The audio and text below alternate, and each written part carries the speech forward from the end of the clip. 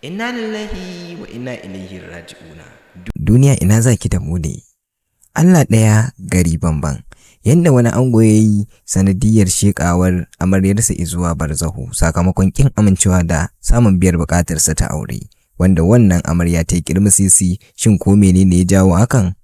Ku biyo mu cikin wannan shiri namu mai albarka domin samun amsar waɗannan tambayoyi naku, wanda tuni na san sun cika muku zukatanku tare da kishirwar samun amsoshinsu.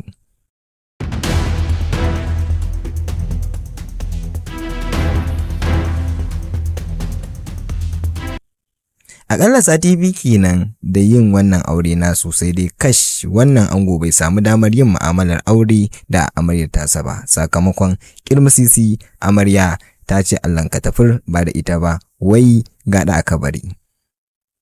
Sai dai wasu tambayoyi da jama'a suke yi wa kansu amma sun kasa samun amsoshinsu su ne, shin amaryar tsoro take ji ko kuma kunya ce irin tasu ta mata?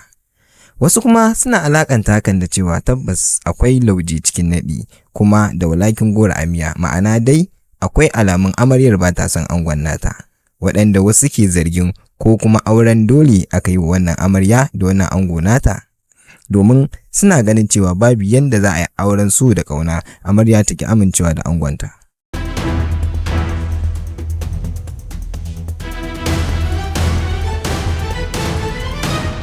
Waɗannan su ne jerin sake-sake da suka cika zukatan al'umma, sai dai idan muka koma ɓangaren ainihin abin da ya faru, sanadiyyar shekawar amaryar ya faru ne yayin da ango ya katobara, ya gayyato abokansa har guda 3 suka bankare domin su bankare mishi amarya.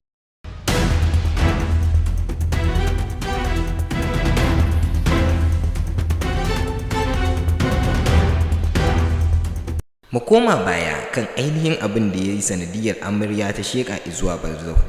Tabbas ango ya yi katobara yayin da ya gayyato abokansa har su 3 domin bankare amaryar tasa, ko da ya samu ya biya bukatar tasa ta mu'amalar aure. Wanda sanadiyar wannan lamari shine ya sa amarya ta riski ajalinta. To, Allah ka raba mu da mummunar kaddara, amin.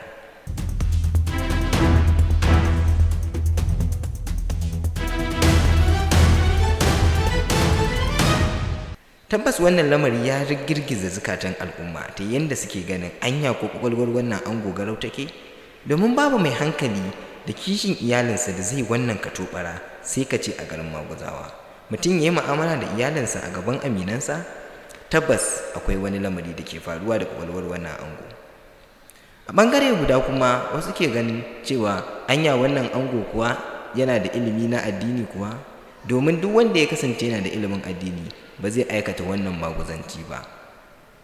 To, Allah ya kyauta. Tuni rundunar 'yan sanda ta jihar Jigawa suka bazama domin zurfafa bincike akan wannan lamari da ya afku, wanda a ƙarshe za a gabatar da masu laifi a gaban kuliyar Mantasabo domin girbar abin da suka shuka. Ga kaɗan daga cikin ainihin rahoton da na haɗa muku domin jin ainihin abin da ya faru akan wannan lamari da ya faru.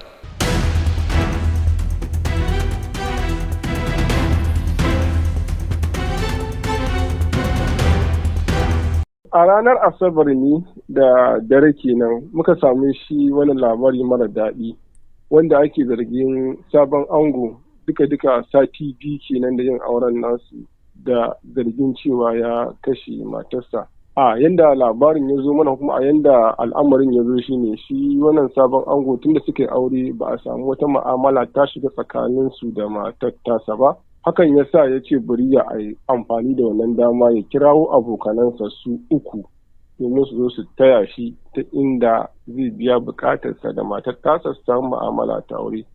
To bacin kuma ya yanke wannan shawara a zuciyarsa, sai ya kira waɗannan abokanan nasa su 3 suka zo wannan gida. Bacin sun zo gidan kuma suka rirrike matar akan cewa lallai shi ya yi mu'amala aure da ita.